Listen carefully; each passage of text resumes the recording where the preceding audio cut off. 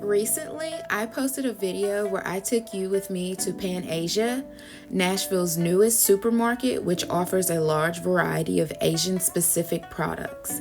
Besties, I went in there thinking I was going grocery shopping, but why did I leave with a full stomach, leftovers, and a maid to order strawberry lemonade in my hand for the road? Since we were already there and we were all hungry, my family and we decided to just go ahead and have dinner at the cafe. While waiting in line, I may have been a nosy big back and I may have been looking at other people's food as it was coming out.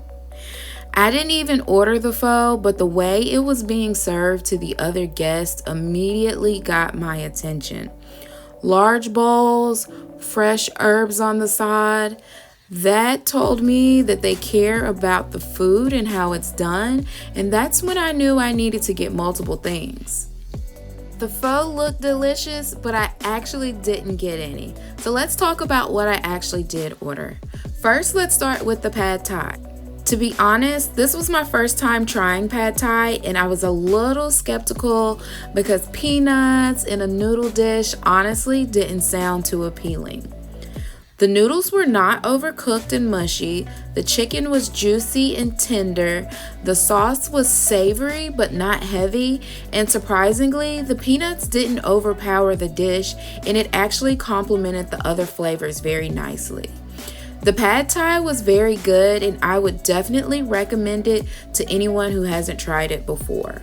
I also got an order of the sweet and spicy Korean fried chicken wings.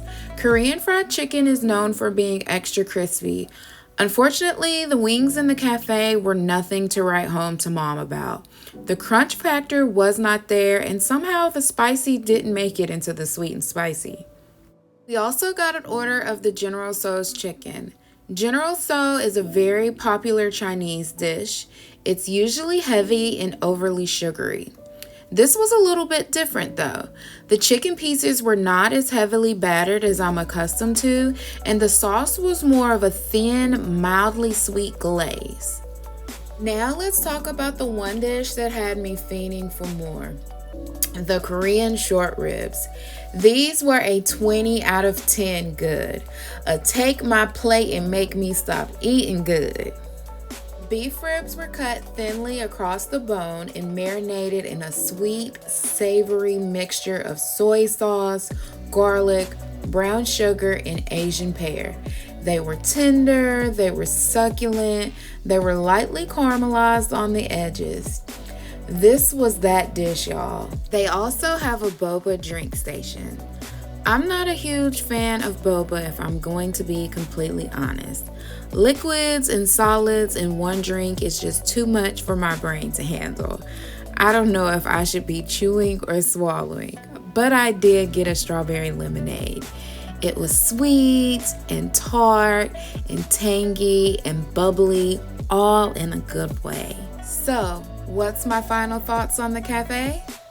Would I come here just to eat? Absolutely. The portions were big, the prices were fair, service was fast and friendly, but most importantly, it felt like an Asian dining cultural experience.